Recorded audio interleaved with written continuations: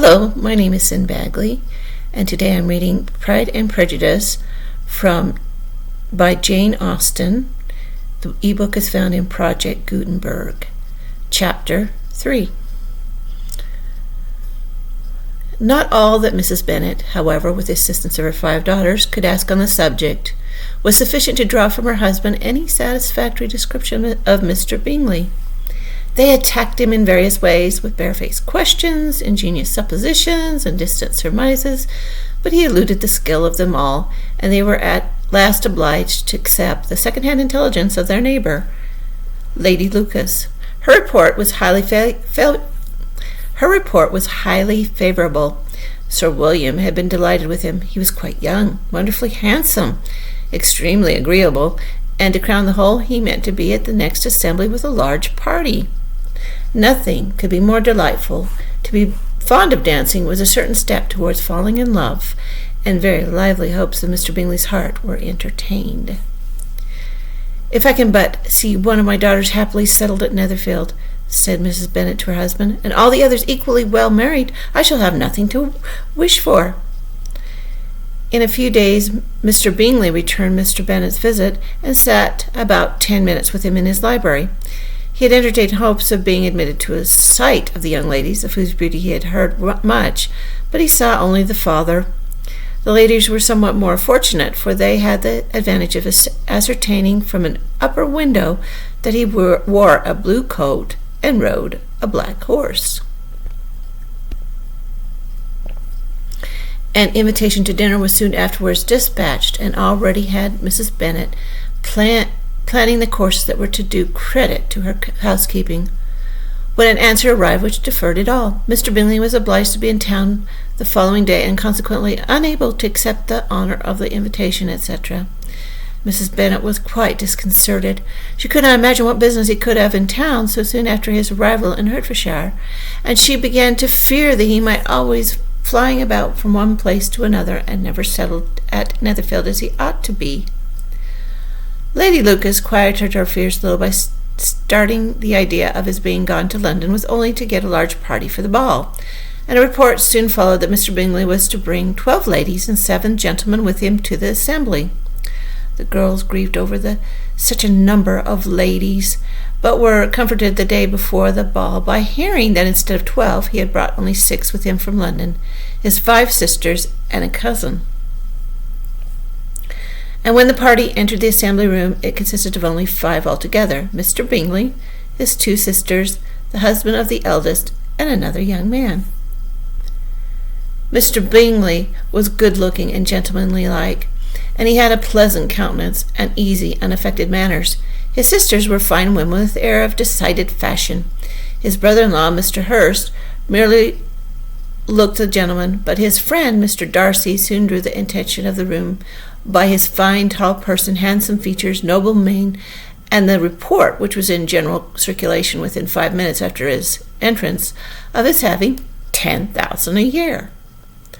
The gentleman pronounced him to be a fine figure of a man. The ladies declared he was much handsomer than Mr. Bingley, and he was looked at with great admiration for about half the evening, till his manners gave a disgust, which turned the tide of his popularity, for he was discovered to be proud, to be above his company, and above being pleased, and not all his large estate in Derbyshire could then save him from having a most forbidding, disagreeable countenance, and being unworthy to be compared with his friend. Mr. Bingley had soon made himself acquainted with all the principal people in the room. He was lively and unreserved, danced every dance, was angry that the ball closed so early, and talked of giving one himself at Netherfield. Such amiable qualities must speak for themselves. What a contrast between him and his friend! Mr. Darcy danced only once with Mrs. Hurst, and once with Miss Bingley, declined being introduced to any other lady, and spent the rest of the evening in walking about the room, speaking occasionally to one of his own party. His character was decided. He was the proudest, most disagreeable man in the world, and everybody hoped that he would never come there again. Amongst the most violent against him was Mrs. Bennet, whose dislike of his general behavior was sharpened into particular resentment by his having slighted one of his daughters. Elizabeth Bennet had been obliged by the scarcity of gentlemen to sit down for 2 dances, and during the part of that time Mr. Darcy had been standing near enough to her to overhear a conversation between him and Mr. Bingley, who came from the dance for a few minutes to press his friend to join in. "Come, Darcy," said he, "I must have you dance. I hate to see you standing about by yourself in this stupid manner. You had much better dance."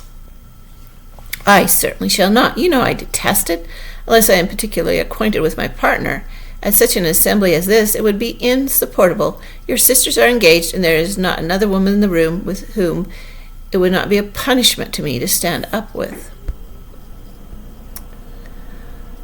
"I would not be so fastidious as you are," cried Bingley. "For a kingdom, upon my honor, I never met with so many pleasant girls in my life as I have this evening, and there are several of them, you see, uncommonly pretty." "You are dancing with the only handsome girl in the room," said Mr. Darcy, looking at the eldest Miss Bennet. "Oh, she is the most beautiful creature I have ever beheld, but there is one of her sisters sitting down just behind you, who is very pretty, and I dare say very agreeable. Do let me ask my partner to introduce you." "Which do you mean?" And turning around, he looked for a moment at Elizabeth, till catching her eye, he withdrew his own and coldly said, "She is tolerable, but not handsome enough to tempt me, and I am in no humor at present to give consequence to young ladies who are slighted by other men. You had better return to your partner and enjoy your smiles, for you are wasting your time with me." Mr. Bingley followed his advice. Mr. Darcy walked off, and Elizabeth remained with no very cordial feelings towards him. She told the story, however, with a great spirit among her friends, for she had a lively, playful disposition, which delighted in anything ridiculous.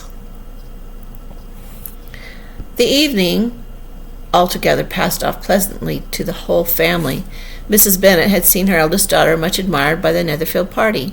Mr. Bingley had danced with her twice, and she had been distinguished by his sisters.